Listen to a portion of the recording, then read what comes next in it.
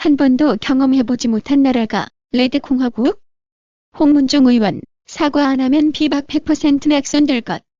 박 대통령이 수감 중이지만 여전히 정치적 영향력은 대단한가 봅니다.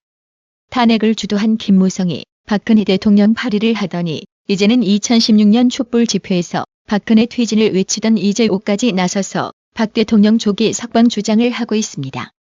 물론 이면에는 이미 기결수 신분으로 바뀐 박 대통령 팔아서 이명박 구하려는 개수작 아닌가라는 세간의 의심도 많습니다. 얼마 전 우파 유튜브와 친박들을 박근혜 발의로 매도한 홍준표는 이런 꼬라지를 보고 어떤 심정일지 매우 궁금합니다. 홍준표는 당대표 되고 나서 탄핵 주도 세력들을 복당시키고 이재호를 입당시켰지요. 홍준표 씨, 박근혜 발의는 친박에만 한정되어진 게 아닌 것 같습니다. 그래서 많은 사람들이 당신의 입이 문제라고 지적하는 겁니다. 홍문종 의원은 박종진이 진행하는 유튜브 방송에 출연해서 최순실은 잘못했지 않냐는 박종진 특유의 간보기식 유도 질문을 하자 최순실이 정확히 뭘 잘못했는지 모르지 않나? 좌파들이 씌워놓은 프레임만 있을 뿐이지라고 지적하자 박종진은 아무런 반박을 하지 못했습니다. 그리고 김무성이 박 대통령 불구속 재판을 거론한 것에 대해서 홍문종 의원은 아니 그게 현실적으로 가능한가?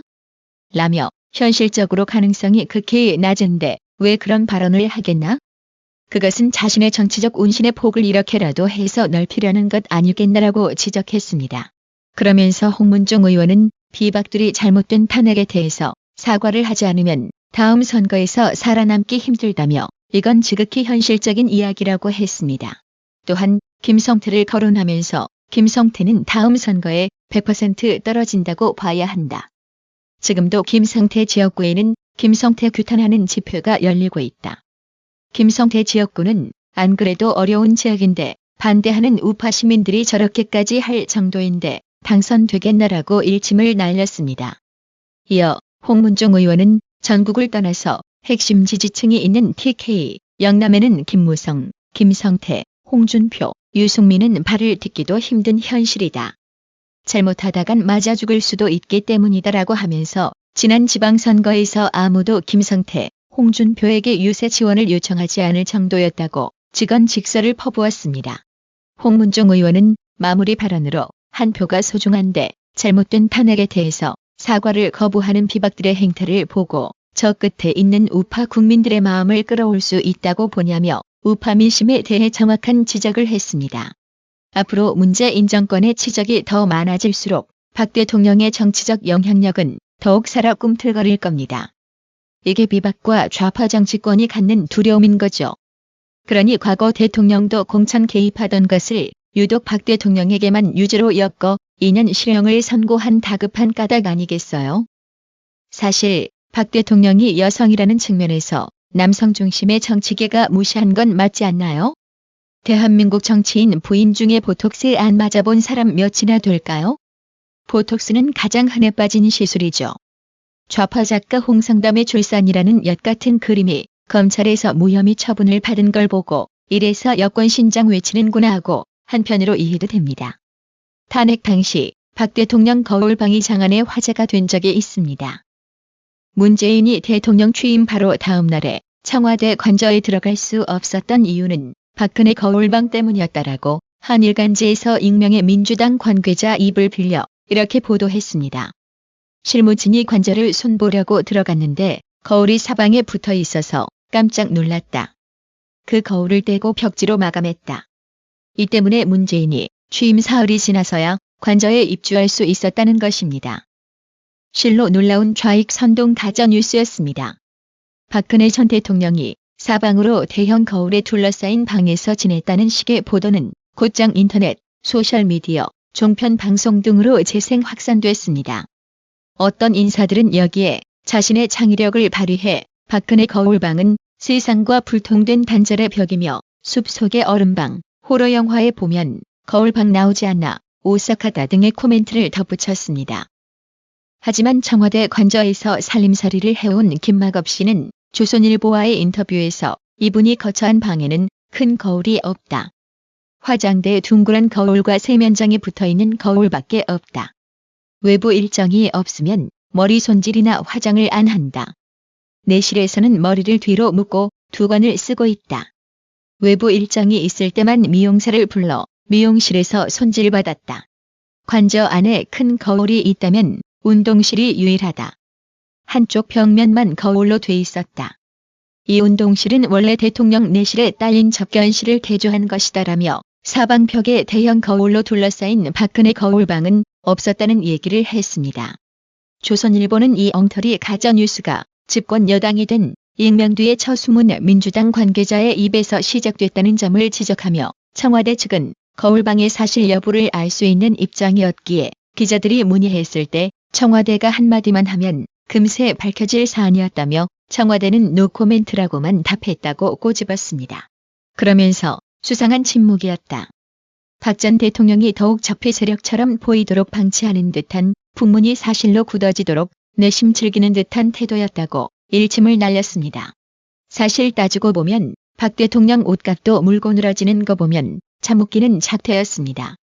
직책도 없는 대통령 마누라 옷값도 국고 지원받고 있는 마당에 박 대통령 옷값 사비 문제를 거론하며 논란을 키운 것도 향후 형평성 차원에서 김정숙 옷값 여부도 반드시 수사 대상이어야만 할 겁니다. 최순실 씨의 태블릿 PC 관련 보도가 조작됐다고 주장해 JTBC 측으로부터 명예를 실추한 혐의로 구속 기소된 미디어워치 변희재 대표에게 검찰이 징역 5년을 선고해달라고 재판부에 요청했습니다. 12월 5일 검찰은 서울중앙지법 형사 13단독 박주영 판사 심리로 열린 변희재 대표의 정보통신망 이용 촉진 및 정보보호 등에 관한 법률 위반 등 혐의 사건 결심 공판에서 이같이 구형했습니다. 해당 소식을 접한 온라인 누리꾼들은 명예훼손 혐의로 5년 구형 선고 요청한 검찰을 가리켜 명예훼손으로 5년 구형? 미쳤구나. 변희재가 대단한 사람이긴 하나 보네. 그리 감옥에 넣고 싶어 한다리구나.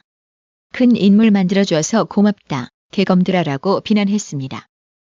또 다른 네티즌은 지금 재판이 형사재판인 것도 우스운 일인데 도대체 검사는 구체적 형벌에 관한 의견의 진술은 뭘로 하시려나?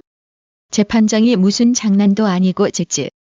태블릿 PC는 탄핵의 스모킹건이었다는 JTBC는 왜 국민이 알아야 할 진실에 대해 같은 언론인으로서 밝히려는 약자에 속하는 언론인 변희재를 선진국에는 없는 명예훼손법을 이용해 지금 탄압하고 있는가? 좌파 정권의 앞잡이이기 때문인가라고 힐난했습니다. 나는 공산당이 좋아요라고 외치며 논란을 일으킨 김정은 위인맞이 환영단 김수근 단장은 북한에 가서 살고 싶냐는 KBS PD 질문에 딱히 가서 살고 싶지 않다라며 자신 보고 북한 가라는 분들께 한마디 하겠다며 자신은 돈도 없고요. 지금은 북한에 갈 생각이 없다고 말했습니다. 여기서 김수근에게 충고 한마디 하겠는데요. 북괴는 무료로 전부 나눠주니 돈 없어도 갈 수 있으니 그냥 빈손으로 가면 됩니다. 그런데 김정은 위인맞이 환영단체가 이번에는 서울 지하철에 김정은 환영 광고를 내겠다며 모금운동을 전개하고 나섰습니다. 그러나 서울교통공사는 개인, 단체의 주장 또는 정치 이념 메시지가 담긴 의견 광고는 게재하지 않는다는 입장입니다. 서울교통공사 관계자는 문재인 대통령 생일 축하 광고를 비롯 정치적 주장이 담긴 광고가 지하철역에 게재됐다가 논란이 된 적이 있어서 이 같은 방침을 정했다고 설명했습니다. 광고 불허를 넘어 김정은 공산당 찬양 행위는 수사해야 한다는 목소리도 있습니다. 실제 북한을 미화한 것은 국가보안법 찬양 고무에 해당합니다.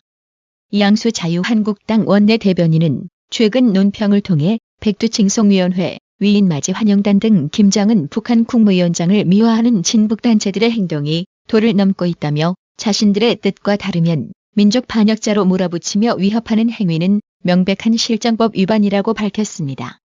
서울지방경찰청 보안수사대 관계자는 김정은 환영 목적으로 결성된 단체에 대한 수사 여부는 답변하기 곤란하다고 말했습니다. 해당 기사의 온라인 누리꾼들은 195명이 좋아요를 클릭한 숫자보다 무려 100배나 더 많은 2만 명 이상이 환하요를 클릭하며 분노를 표출했습니다. 12,000개 이상이 달린 댓글 내용들은 한결같이 이게 나라냐? 이게 대한민국이냐? 서울지방경찰청 보안수사대 관계자는 김정은 환영 목적으로 결성된 단체에 대한 수사 여부는 답변하기 곤란하다고 말했다. 이게 나라입니까? 이게 문재인이 바라는 나라라면 그는 대한민국 대통령일 수가 없겠죠라며 비판의 목소리를 높였습니다. 또 다른 네티즌은 댓글로 문재인 탄핵 찬성하시면 공감 눌러주세요라며 문재인 탄핵 여론조사를 하기도 했습니다. 물론 현재 반대 63명보다 탄핵에 찬성하는 4,651명의 비율이 압도적으로 높습니다.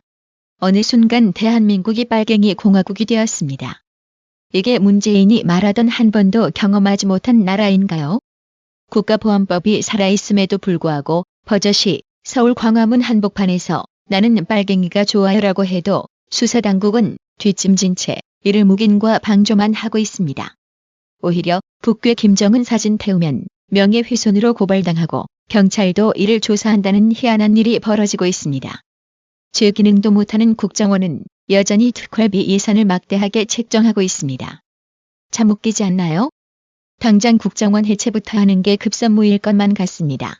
시발 야당은 이 사태를 관망하지 말고 지금 당장 강제 북송 법안을 발의해서 종북 좌파들을 전원 북괴 웃돈 얹어 강제 북송시켜야 할 걸로 보입니다. 해초님, 페이팔로 구독료 후원해주신 해외에 계시는 브라이언 유님 너무 감사합니다. 나라의 TV는 보다 더 양질의 컨텐츠를 생산하기 위해 자발적 구독료를 후원 형식으로 받고 있으니 많은 성원 부탁드립니다. 시청해주셔서 감사합니다. 구독은 꼭 눌러주세요.